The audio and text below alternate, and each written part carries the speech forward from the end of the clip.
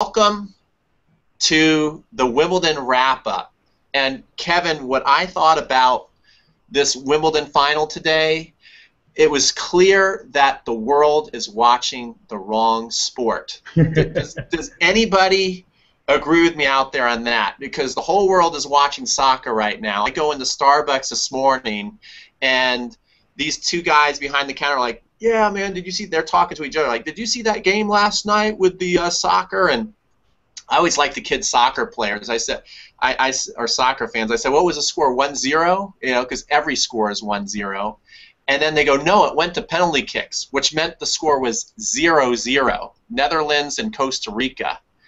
And that match today between Fed and Djokovic, I mean, the first 10 minutes had more highlights than I think the whole World Cup combined. It was just one of the best matches I've ever seen.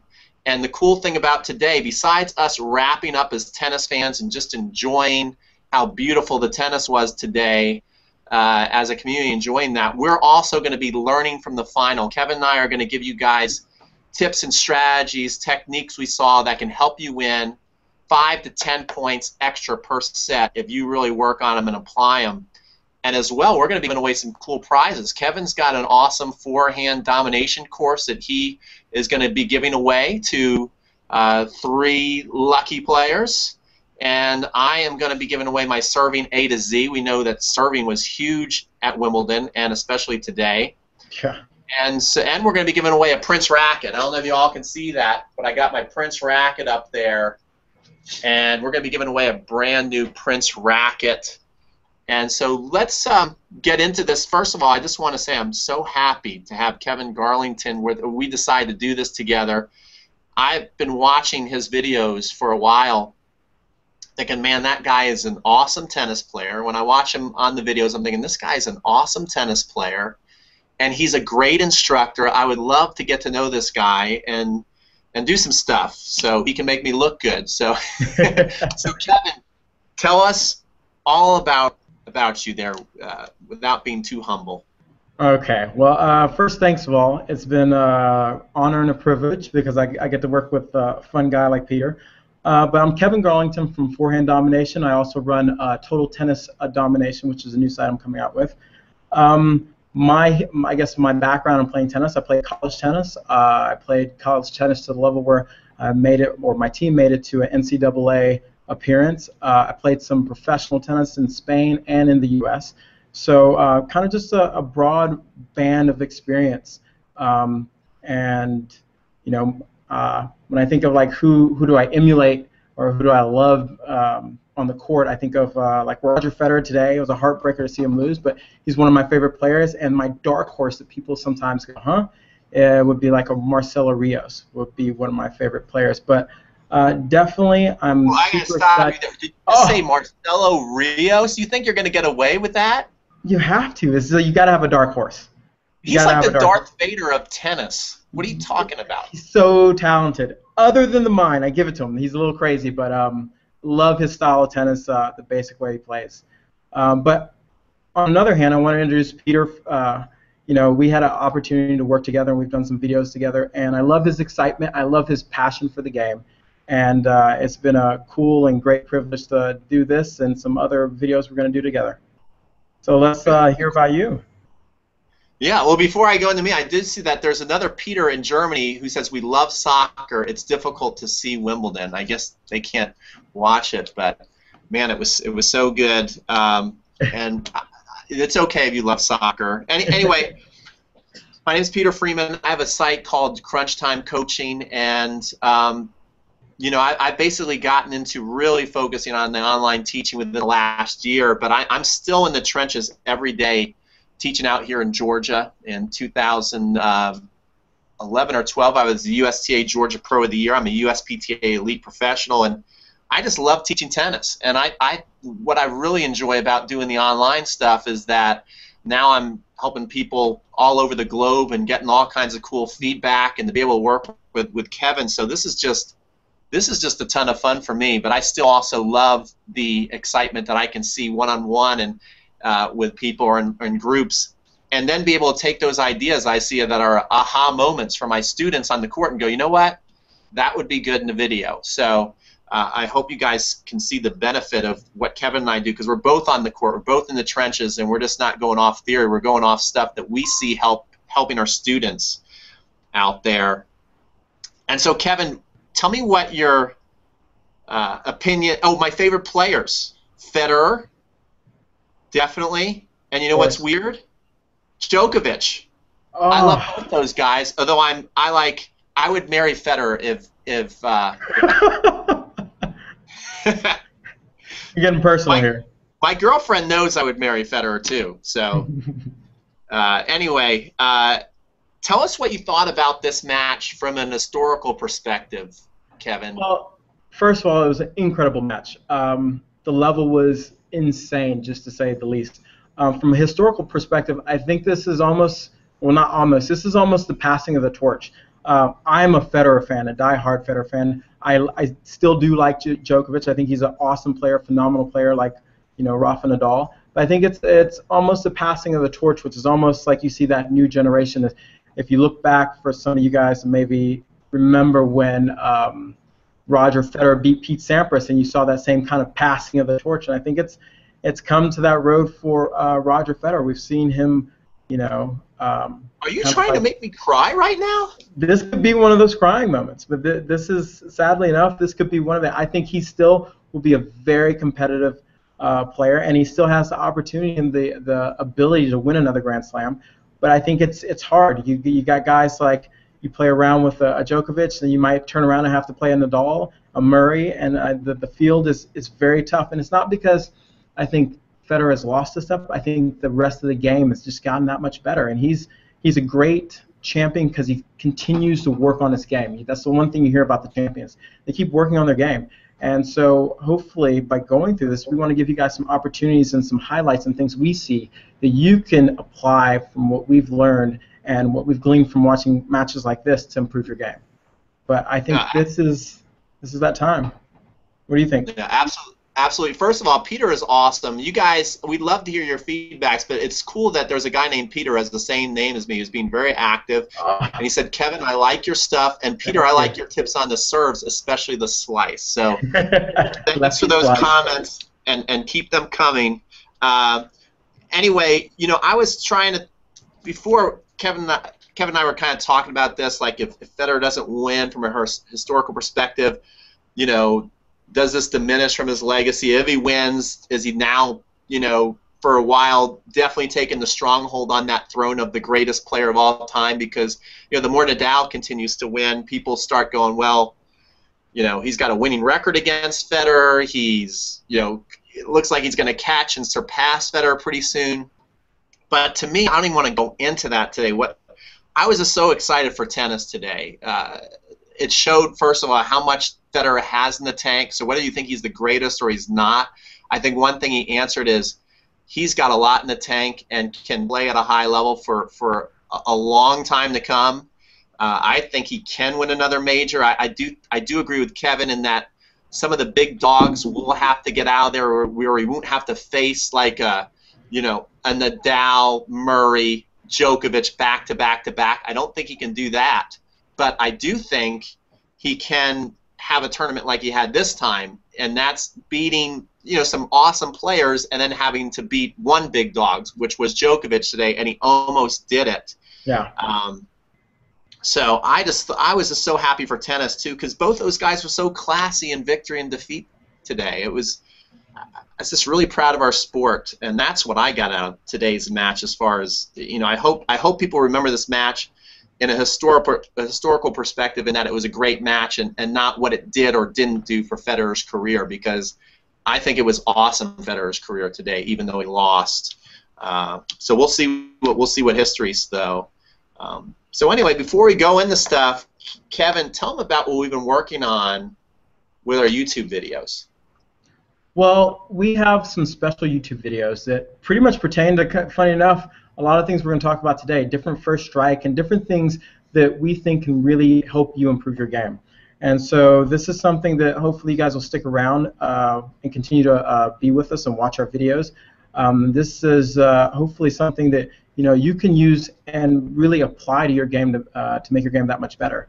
and we just want to introduce you guys to us in a sense, and also give you guys great value. You know, a lot of you that are on this call right now are subscribers. You know, you follow us, you watch our videos, and we want to make sure we do something to give back and give you guys an opportunity to hopefully improve your game from watching this and absorbing, at least the information we have in our heads. Awesome. And Alex just mentioned, Peter, I like your videos. And oh, you're getting some love here. You're getting some love. Yeah, I know. I can't help it. It's because you said you love Federer. That's why. You're gonna marry him. Well, someone bought one of my serve courses, and then I mentioned your videos. And he said, Kevin Garlington. He's like, if you can ever work with that guy, he is incredible. So, he didn't know we were doing videos together. So, hopefully they love us both, Kevin. I think they do.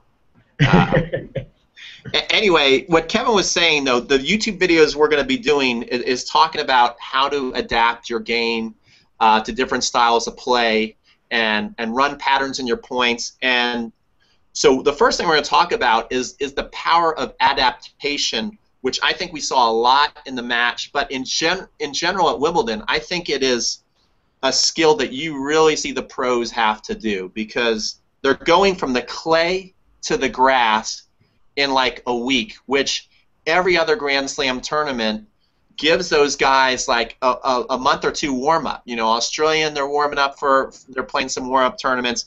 The clay court is long, and they get used to that slow, grinding tennis, and then all of a sudden they're on the grass, which in theory is a lot faster, although you know, they debate it. You can debate how much they've slowed it down, but it's still the fastest surface. You're going to get balls that are really bad bounces, you know, and it's almost like from week 1 to week 2 playing on a completely different surface. So those guys have to adapt from round to round and tournament to tournament, and that is what we're going to be talking about when we get into analyzing the match today, is some of the things that we saw Djokovic and Federer adapt to. But what we'd like to do right now is we want to give away a prize. We'll give away 3 copies for the first 3 answers of Forehand Domination. Had to twist Kevin's arm and say, give those forehand domination courses up. No, he was like, he wanted to give back, and that's why he said we should do this call. And so, but you guys have to be paying attention out there. So here's the question: first 3 answers, get forehand domination. Here's the question: who are Kevin's favorite 2 players? Dun dun dun. Dum dum dum. Who are Kevin's favorite 2 players? We're looking for answers. Seeing if people are paying attention out there. Now, Kevin, when they answer, are you going to be able to have their email address, or how are we going to send them out? Yeah, we got to get that. I think I can talk to them privately, so once I get the answers in, I can send you a personal email, and all you have to do is send me your email, and I will take care of your membership to the Forehand Domination course. Pete is the capital P for the Prince, or P. Anyway, it looks like oh, Jack got it, and you know what? I think we're gonna run the time. Peter's is Federer Djokovic. That's true, but that doesn't get a prize. Jack has answered it, so if you all read and be active, we have 2 more people who can get the prize, and we will give you guys. I'm gonna put on a timer here, Kevin. They get 60 seconds. If they don't answer in 60 seconds. I'm going to be like the suit Nazi. No forehand domination for you. Okay, so I'm putting on my timer right now, guys. You have 1 minute to answer, and then we're moving on. Fed and Rios. That's so. Blair, we got 2. We got 2. We have one more. One more answer we're looking for, and they're running out of time. If I was a fan of this guy, I'd be rooting against everybody who Kevin's a fan of. That's a hint. Federer and Marci. Okay, so we've got 3 winners. We got 3. So I'm going to privately send you an email really quick, and you can just send me your email to the address I send you, and I will take care of your membership at the end of this call today. So you can look forward to a free forehand domination course. But thank you. This is a lot of fun. I'm still It mad is. at you that you like Rios. I think that's just awful. You gotta have somebody. I mean, come on. All right. So Kevin, now that we know you're in love with Rios and I would marry Federer, tell us 3 things about the final that you noticed that they adapted to the surface, the opponent. What are things that stood out to you about today's match that we can learn from? There's a lot of things that stood out. The first 3 things I like to consider as time as being one of the most important things in tennis, and seeing these guys, how they hold the baseline, how they're constantly trying to take time away from each other. They don't really give up too much of the baseline, even when the other person is playing offense, was one of the biggest things, especially on the faster court. You know, you have a little bit of a faster court, and time becomes really important, who controls time and who can dictate it. The second thing was thinking about matchups.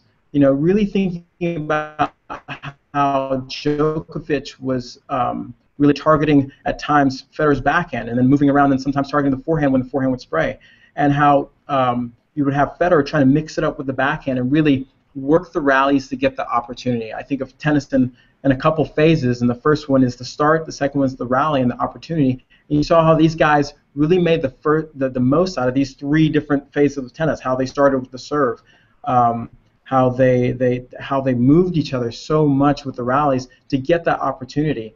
And the third thing would be the mentality of a champion. Oh my God, I don't know about you, but for me, just sitting on the edge of my chair, watching and like wondering, not knowing what's going to happen, you know, and how much pressure these guys are that's put on them that they're dealing with, and how they stay ultra positive with everything they do. You know, opportunities come and go, and whatever happens, they keep moving. They keep staying positive. They keep focusing on the result and not getting caught up too much into, you know, something wrong going wrong. So I think that was probably the 3 biggest takeaways. What about you? I think you hit it right on the head. I mean, it was an awesome match to watch, guys. You guys comment too. You know, what were some of your biggest takeaways? We want to, you know, get your input too. We know there's lots of smart tennis enthusiasts out there who follow both Kevin and I. So anything you saw, we'd love to hear about it. But to me, if we're talking about technique and strategy, I thought the slice serve in general was huge today. Federer and Djokovic, both on the deuce side, served so many balls out wide, and you know they're attacking their forehand, but they slid it so far out wide that they'd have that easy setup. So that was really, really cool to see. And let me see if I have. I know. Can you do me a favor, Kevin? Yeah. Can you go to YouTube and type in best slice serve, and well, best slice serve, and get my video on the slice serve while I'm talking, because people can get a really good tip on how to do the slice serve, and even get a free course on that if they want to.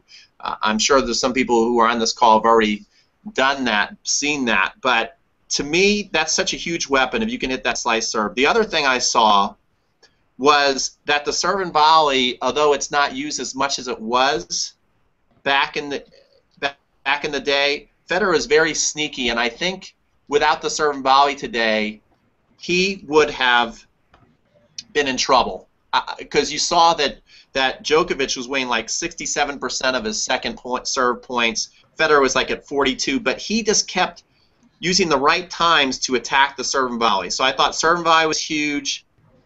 I thought the depth of their hitting today was big, and then their angles. And when I talk about angles, one of the biggest things I saw from a technical perspective or strategy was when someone would come in, rather than try and blast a passing shot, they would hit a dipper slow roller at the backhand, which is really hard to get any kind of power, any kind of touch. And they knew that. They knew they had a great shot when they had that ball coming low, and they'd either miss the shot or they'd put it in play, and then that set up the passing shot.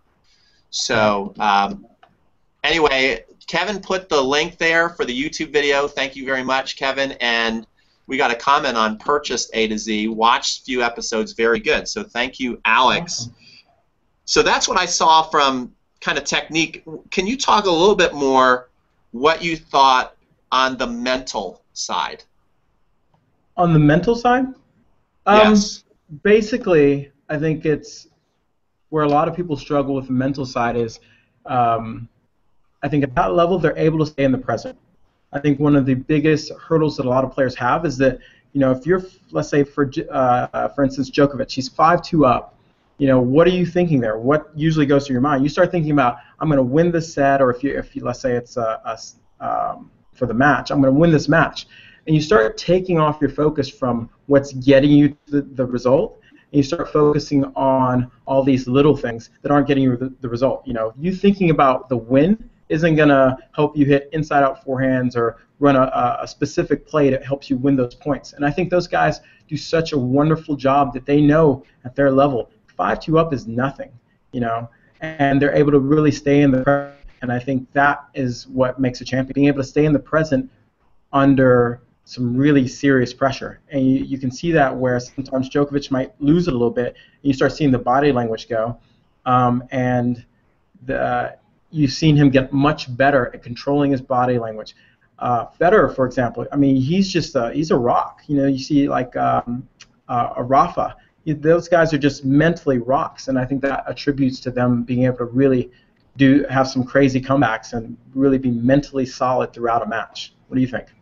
Oh, absolutely. One thing you said, which I'm going to talk about a little bit too, was the not focusing on the result but the process. And I first heard that when I was working out at the Stanford Nike camp.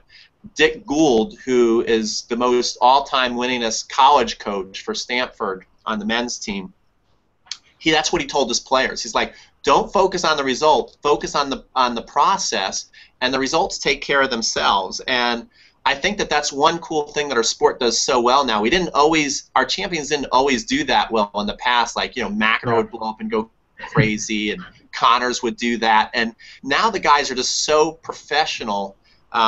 It's really impressive to see. And so I just have a couple notes I had. Never hit the panic button. That's one thing. There were so many moments in the match where either player today could have hit the panic button to where us as fans are going, oh, if you're a Federer fan, oh, that's it, he's done. And he's down 5-2, and he comes back and evens up the match. After that, if you're a Djokovic fan, you're thinking, oh, Djokovic, he lost so much momentum, he's got to be done. And he didn't hit the panic button. And here's a couple of things that I want you to think about is when you are down, if you are mentally tough, when you are down, you should just know that your opponent, it's like them to serve out a match, it's like them carrying a 50-pound bag of sand on their back because they want you to miss so bad. They just want to be handed the match no matter what level you are. Even if you know you got to earn it, you would rather be able to serve a ball and someone just spray it into the fence. So, so true. Just knowing that, don't panic. If they're up, you can still come back. The other thing is, if you lose a lead, which Djokovic did so amazingly today, I thought he was going to implode. He didn't panic either, and there's no shot clock in tennis. There's no time, expiration. So the match is still close. And Djokovic, after the match, said he went back after the fourth set, and he said, believe in yourself. He was yelling at himself to believe in yourself. Not after the fourth set going in there and go, what the blank is wrong with you, Djokovic? You're about to lose again. No, he went in there and said, come on, believe in yourself. You can do this. And he self-pumped himself up, which a lot of rec players feel awkward about doing. And Kevin, you've got a great, I'm gonna copy the link here.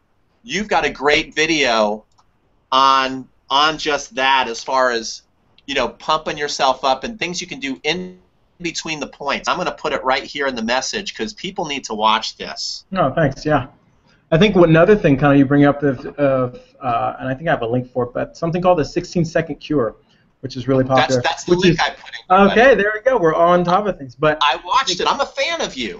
there we go. You're making me feel good. But I think the importance of the 16-second cure is just having a routine.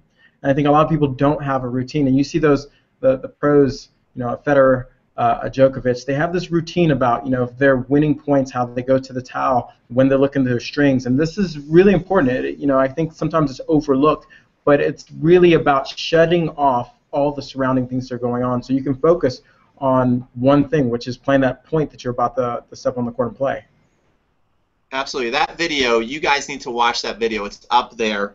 And I'm telling you that I got a lot out of that video. I loved it. And one other thing on the mental thing before we go into the skills that you need to play well on grass that is going to help you guys. We're going to go over some skills and then some drills you can do to kind of improve those skills. Is Nick Saviano, who coaches Bouchard. I was lucky enough to see him speak in Missouri at a convention I was speaking at. And he mentioned the importance of never giving up on a ball. Even if even if you're like 99% sure you can't get there, you run for that ball. You stick your racket out. And that is what every one of those top-level players do. They never give up on a ball, and all of a sudden you'll see Federer miss an easy forehand, and it happened to Djokovic today. And why does that happen? Because they know their margin has to be so tight, because if they don't hit a great shot, Roger's going to run it down. Djokovic is going to run it down. When you play a match, and if you play somebody who just gives you winners, you don't feel that pressure when you're going to hit the ball to the open court, because you're like, well, that guy was a mile away from the ball. Where if you're seeing somebody just stretching out and barely not getting to the ball, even though they don't even touch it, it gives you a little bit of a heart attack. You're like, oh my gosh, does this person run for every ball? Yeah. And so you can have that in your game to where you don't have to be the fastest. Just if you just don't give up, that is going to make people miss easy shots in the big moments. And then you think they're choking. And they are choking a little bit, I guess, but it's more that, man, I better make this good because this guy runs for everything, or this lady runs for everything. So never give up is key, and will win you lots of points, especially in tight situations. Kevin, why don't you run through some skills that you think everybody needs and that really come into play on grass? Well, on grass, kind of going to the different skills I think you need is the ability to take the ball on the rise. Taking the ball on the rise, if you notice how close those guys are playing to the baseline, is a crucial skill in being able to take the ball on the rise and then continue to move forward. Grass, I think, I was watching an interview with Federer, and I think this is always one of the big questions that a lot of people ask about, especially the Grand Slams and whatever surface, is that it seems like a lot of the surfaces are slowing down, which changes where in the past you've seen a lot of players go forward, and now you see a lot of players moving side to side a lot more. And what Federer says is that a lot of players are getting stronger, they're becoming better athletes, and the ground strokes are becoming a lot better. So the ability to take the ball on the rise is one thing. The ability, like you said earlier, to hit a cross-court dipping shot when someone comes to net is another skill. Ability to mix it up, because in Federer's case, he had the slice, which became important. Not enough today, but it's still important. Another ability is the place to serve. I think it's understated, even though Federer has a great serve and he can put some pace on it. It's just how well he places the serve over and over again that makes that serve that much more effective. What about you? Well, one thing, I think everything you said is absolutely perfect.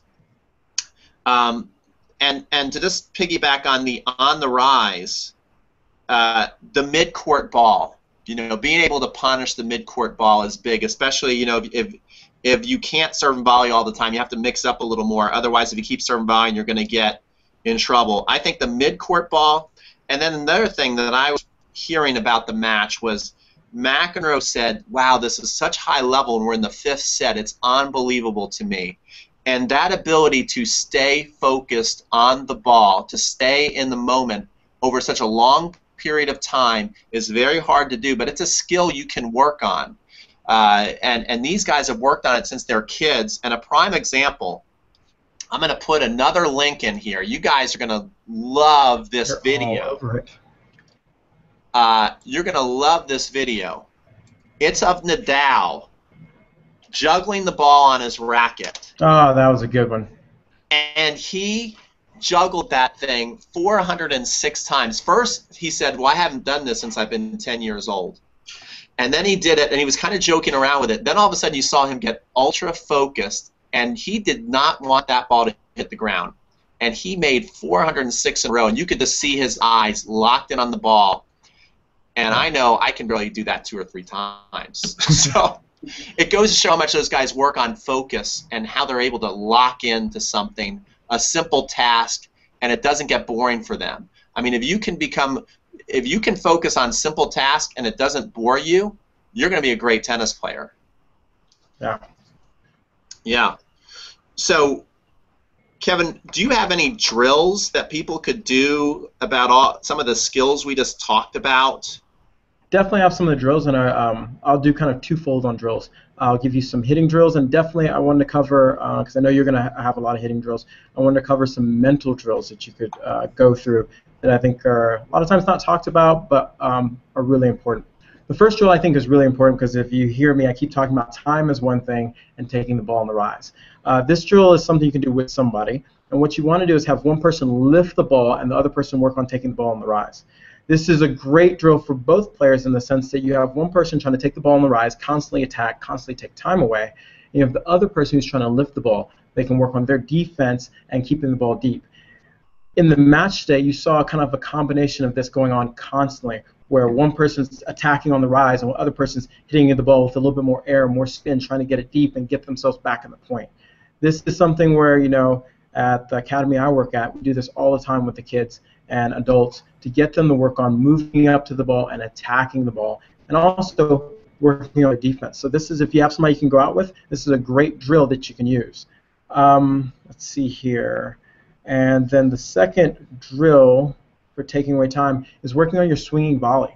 I think, again, the swinging volley is, like you said, a mid-court shot, and it's a great way of not letting that ball bounce, to take that higher ball instead of waiting for it to come down, moving up to it and taking it out of the air, again, taking away time, which I think is really crucial.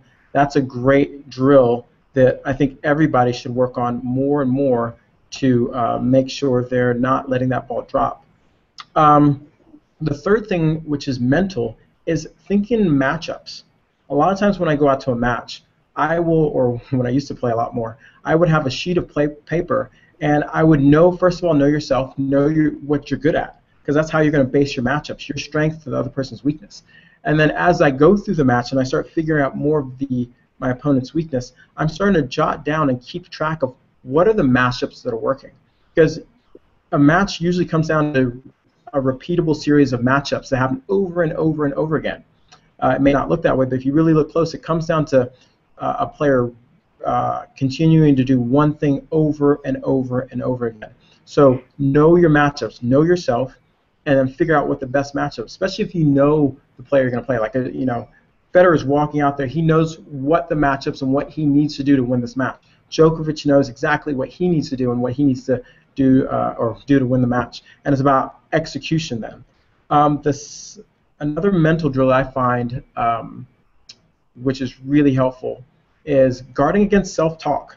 I think one thing that, you know, if you've ever been in a match, you've ever had a pressure situation where you're going to go up, you know, and you're going to serve, and you're nervous, the first thing that goes to your head, and you hear this voice in your head that goes, you know, don't double fault, which is like, you know, you don't see the saying, what is the saying about the purple elephant? Don't think of a purple elephant. Of course, you think of the purple elephant. So when you start hearing those voices in your head, one drill that I used to give to kids, adults, is to actually make the voice into a funny voice, like a Mickey Mouse voice. I know it sounds silly, but the theory behind this, and if you're familiar with like NLP, neuro-linguistic programming, is that by changing the voice, you make that voice sound ridiculous, and then you don't pay attention to it. You know, it's a totally different thing when, if you're nervous and you hear something going through your head going, don't double fault, versus don't double fault. You know, and changing that mental internal voice really makes a difference. And my last drill, I think, mentally is something that you see the players do, but internally sometimes you don't see them, you can't see them do this, is when they go back to the towel a lot of times, I train my players to, when they go back to the towel, replay the point you might have had trouble, you lost, and play it in a sense where you won the point or you went after the shot, whether it be a passing shot, see yourself making the shot. And what this does is it trains yourself to constantly think positive about making the shot. And I think those are some important drills that if you focus on mentally, you can become better, and it'll help you with dealing with nerves and staying in the present. Very, very, very good stuff.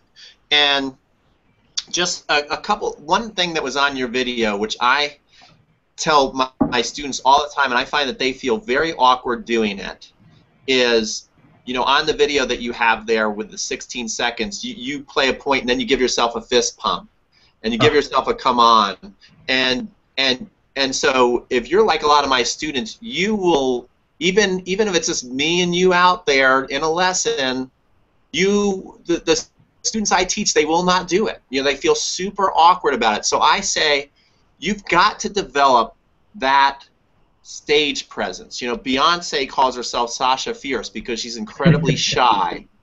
And so she's got this stage character that when she goes on the stage, that's who she is.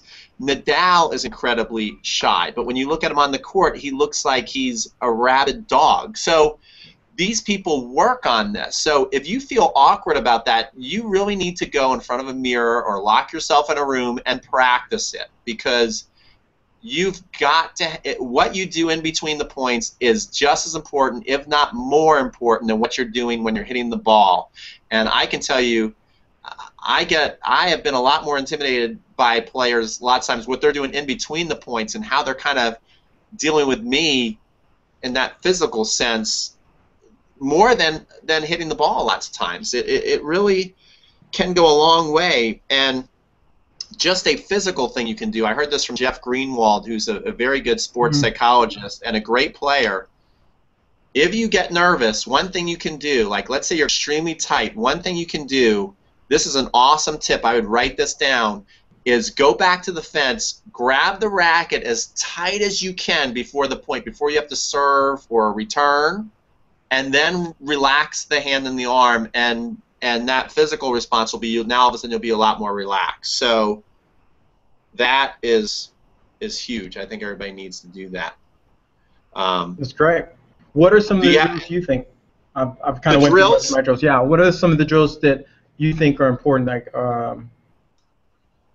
yeah, I'm gonna get some links here. The first one, you know, I think the volley was huge for Federer today, and so I know lots of our people out there, they play some singles, they play some doubles, and so I love a Romanian volley drill by the Bryan brothers. I just put the link up there in the chat, and then Kevin, I'm going to do something crazy here. I'm going to try and share the screen, and so I'm scared, but I'm going to try and do it. Let me know if it has worked. Let's see. Start share screen.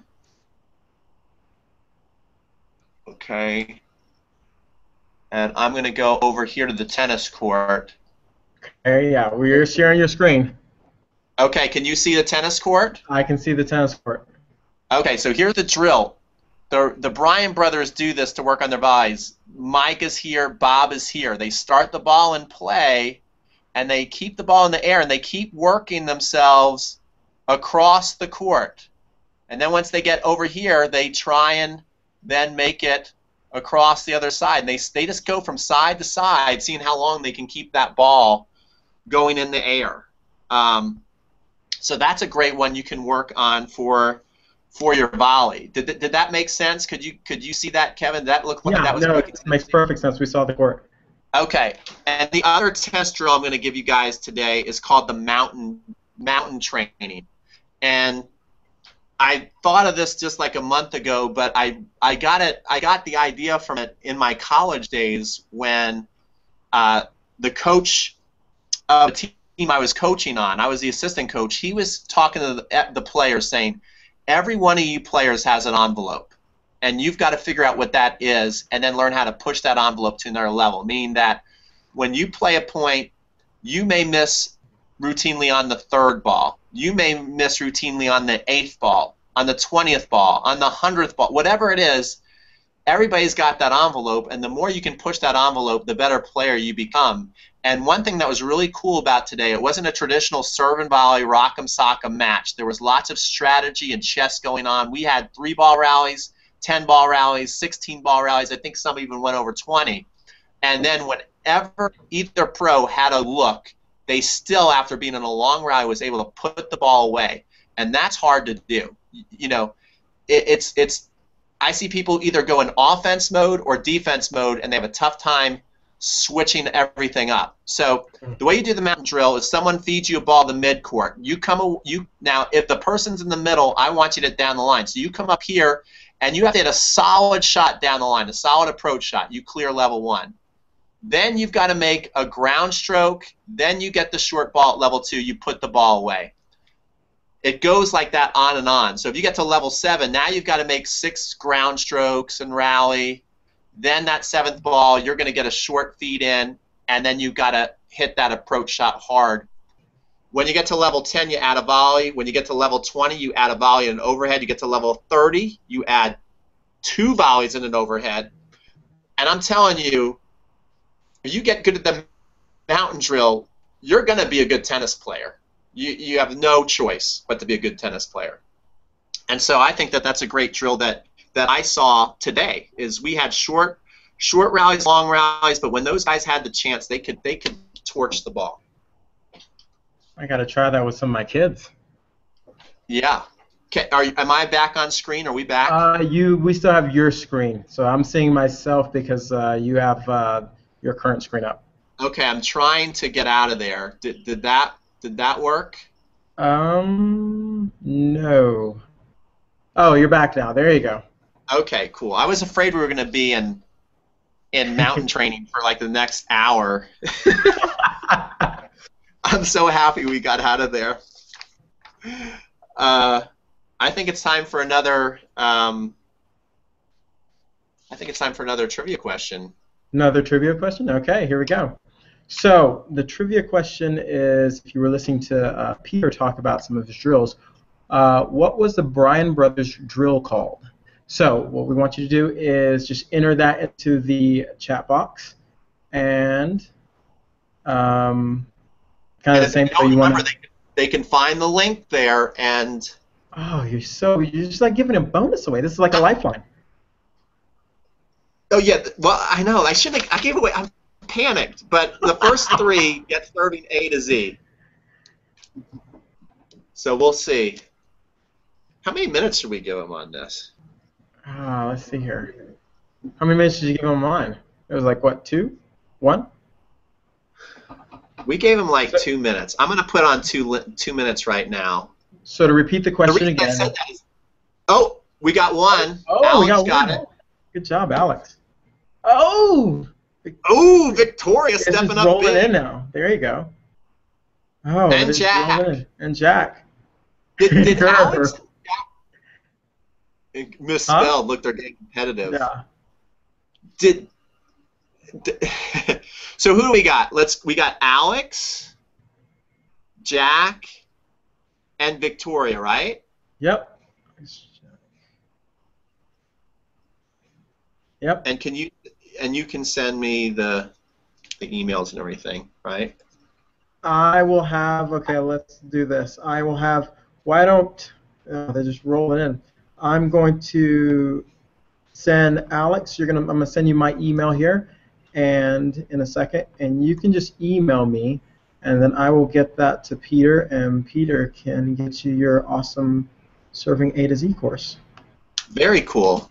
People are still answering. You're late. Man, is this too much fun, or is it just me? No, this is a lot of fun. We should have did this a long time ago. I know. So I think we're into wrap-up questions. Okay. So we want to do wrap-up and then do wrap-up questions? So why don't you do the your wrap-up question? your wrap up, and then let me email these guys the link so we can make sure they get their courses, and then I'll finish out with my wrap up, and then we can do questions. Okay, I'll do wrap up while you're doing that. Okay, cool. So we've given you guys some tangible drills and things you guys can do to get better. And oh, one thing though, Kevin, one thing I wanted to put in there that I thought was an awesome video, that I actually have used your video sometimes and talked to some of my students about it, is I think Djokovic's forehand is the perfect forehand. The amount of spin and height he has on the ball, and then he can flatten it out. And you have a video where you're talking about how to prepare on the forehand. Oh, You should yeah. come out with a forehand course, by the way. I'm just kidding. Anyway, it's such a great. I basically teach it the exact same way, and so I just put a link up there where he shows you how to prepare on the forehand. But so there's another tip. So if you guys really look at the links, you guys got lots of tips and videos that you guys can look at to improve. But to me, what really stood out today was all about the withstanding all the seesaw battle in your mind, the match. You know, Federer had so many opportunities to throw in the towel in the fourth set. Djokovic lost the first set heartbreaker, 7-6, and he hadn't won a Grand Slam in a while, and fully admitted that he was feeling kind of down about how he's performing in the Grand Slam finals. And what did he do? He comes out in that second set with a lot of energy, which I think is a great tip. Guys, if you lose a close set, know that the other person, it's a natural response to relax. You're like, oh my gosh, thank God I won that. And so even though you won that first set and you're feeling good, lots of times you go out there flat. You go out there without your guard down. So just look for those opportunities in a match, and rather than when you lose games and you start to get down, do not do that, because when you're losing, something else is going on too. Your opponent is relaxing. And if you can show that you keep fighting, it's like you're sapping energy away from the person who's ahead of you. Where if you are losing and you start looking like you're ready to throw in the towel, you will build their confidence, and they'll start going for more shots, and they'll start hitting better shots.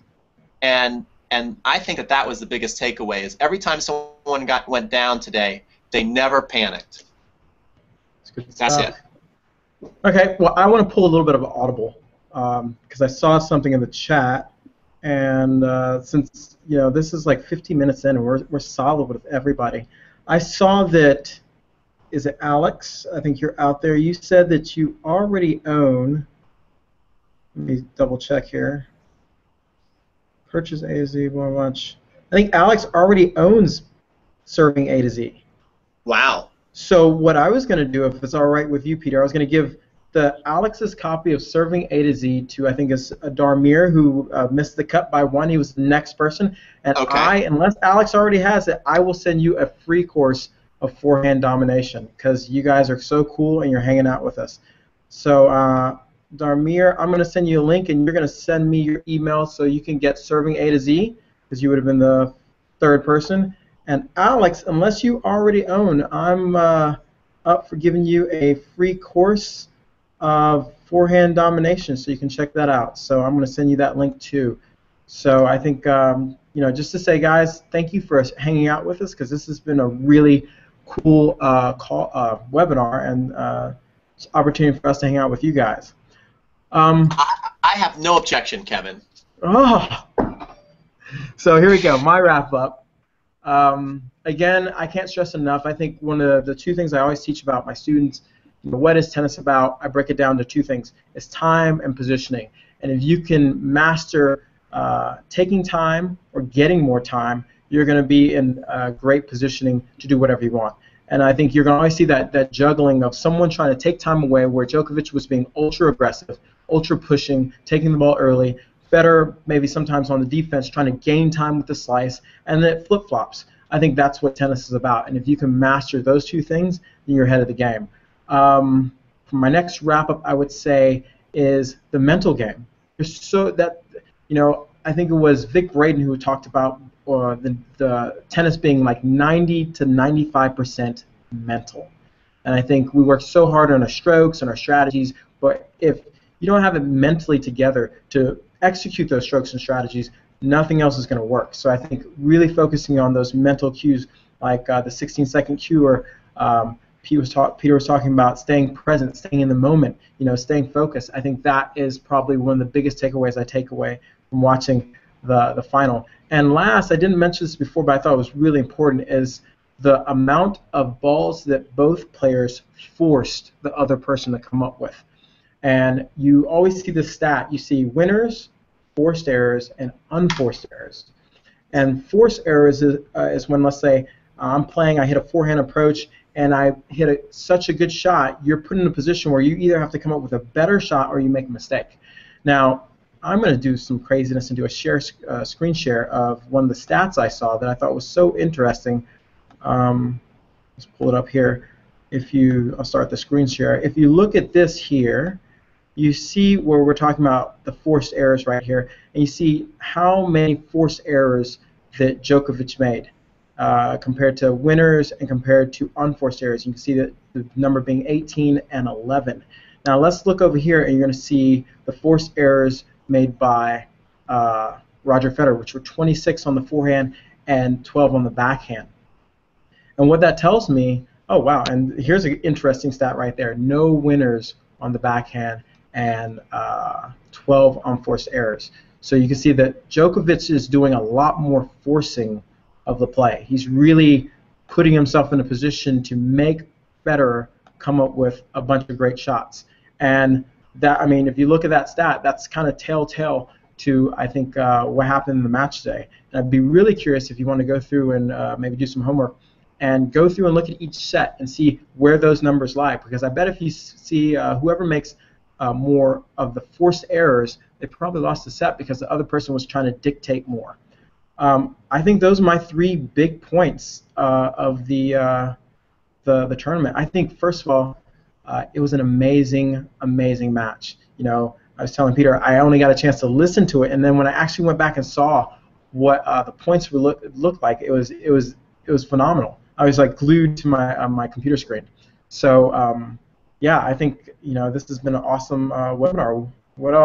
Let's get some questions. Yeah, questions. And one thing I would like, as far as I would love their wrap up. What are their takeaways? What did people learn today? And did you enjoy today's webinar? Is this something that you guys got value out of and would like us to do again?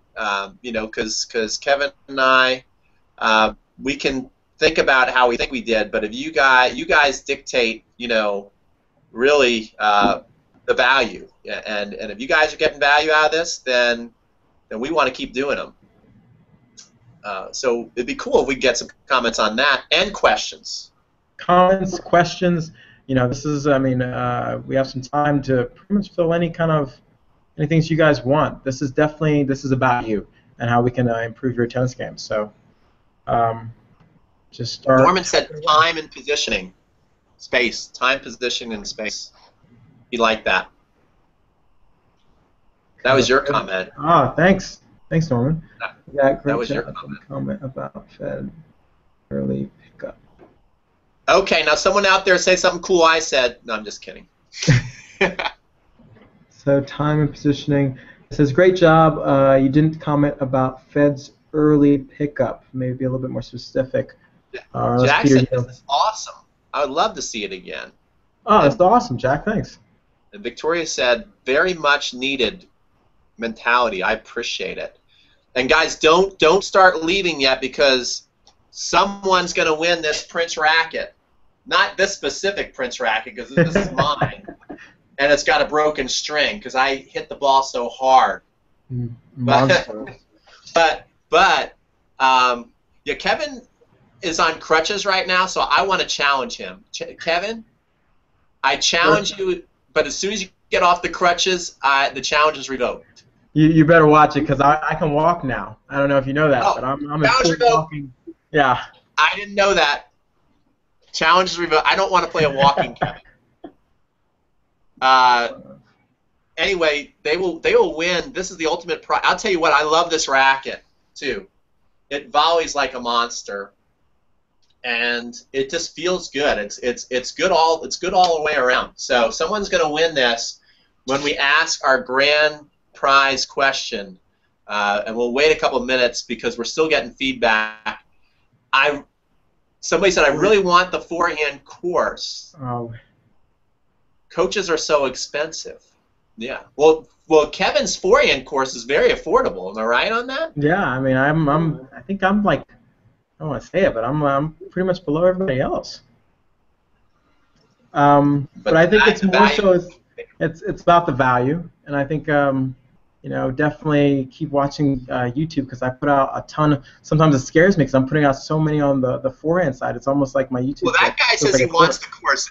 I think what you should do, if I'm not putting you on the spot, is get the link to where they can buy that course if anybody wants to buy it. Okay, I'm going to send it out there. You know what, guys? I will do, let's see here. Get everybody a link.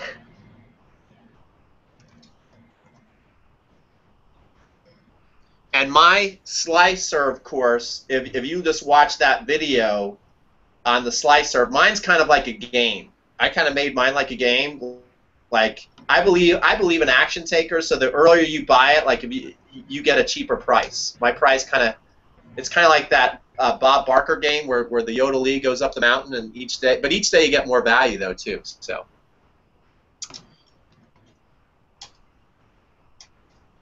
Kevin just put up the link. Yes, Jackson, serve and forehand, I thought were the key to win the final. Ben's main problem is the extra 100% effort. He has the skill and fitness. I think he tries pretty darn hard. I think he just makes the game look so easy. Yeah, they both are. I mean, it's when two really good tennis players come together. They make tennis look easy. Yeah. When his first serve is working, he usually wins. That's so true, Kevin. Thanks, Victoria. He only won 42% of his second serves today. That's tough, Jack. Serving forehand, I thought shots. Yeah. Work on staying positive. Yeah. Any more? I think maybe it's time for the grand prize. What do you think? I think we're there. Just reading some of these great comments, and keep them coming, guys. Okay, so only one gets the grand prize. Only one. And then again, we got to get your address and everything. So here's the question: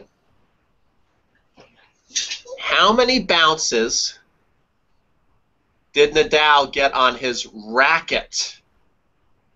The winner. It's kind of funny because that was actually an advertisement for Babolat. So the winner of this question, again, they've got the Babolat logo and everything. So, but the first person who can answer how many bounces did Nadal put on his racket before it dropped to the ground will win the free Prince racket, which you're going to love.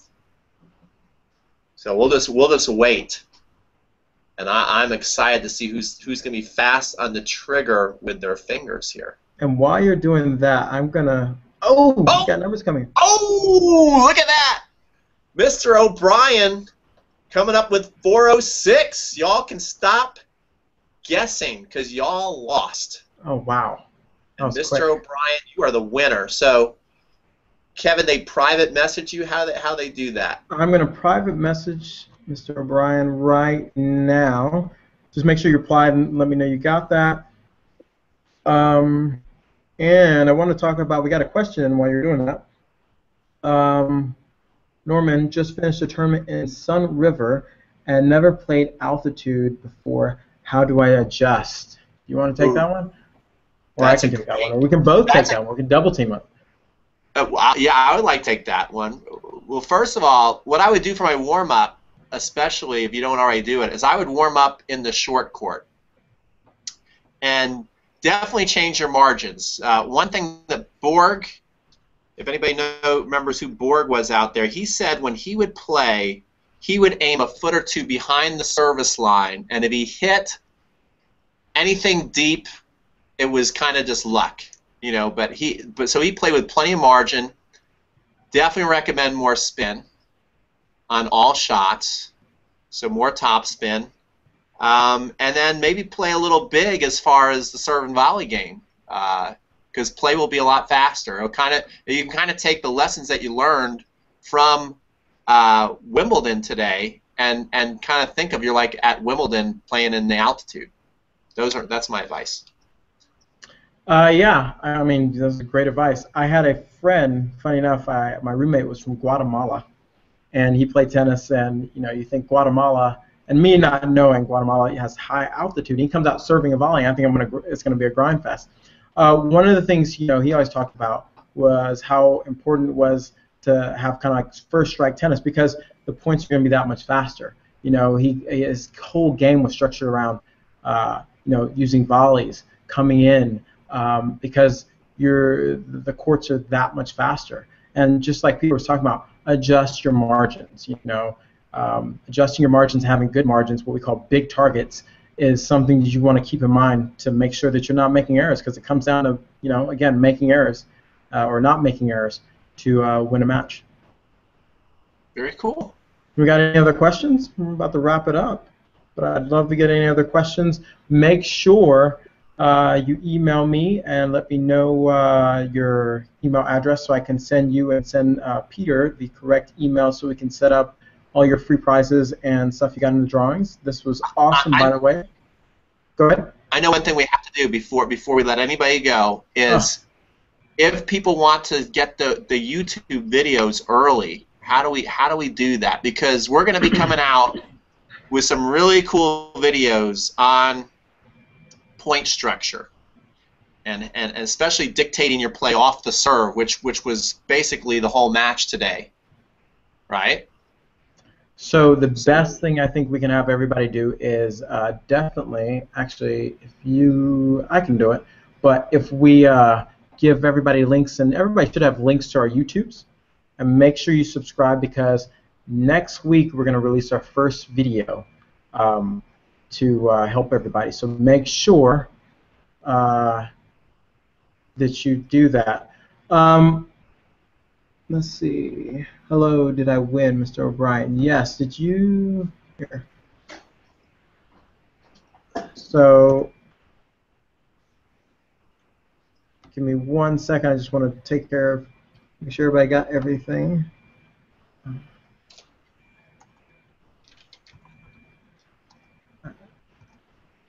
Any other things that you, but make sure everybody subscribes to the YouTube, and also by being on this call, we'll make sure we send you out an email also that'll point you to the YouTube next week when we release some stuff, the YouTube videos.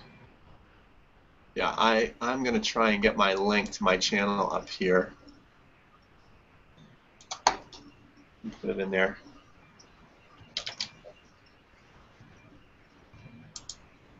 Kevin's YouTube channel, by the way, is incredible. It's so good. You're so nice. Honestly, this is you got it up there? Yeah. But this has been a lot of fun for both of us, and we definitely want to do it again. So make sure you check out the YouTube and look out for the email, because we will definitely be coming up with some new videos together that we think will really make a difference in your game. Yeah, and next time we're giving away a car, Kevin's car. Yeah, Sure you are. Victoria says another webinar, please. That's awesome. Good. We'll do it. All right, guys. Well, Kevin, can you get us out of here? Yeah, I'm going to get us out of here. So, guys, thanks again for showing up and hanging out with us on this Wimbledon. This has been awesome. Take care. Have a great day, and we will talk to you guys soon. Thanks. See you guys. See ya.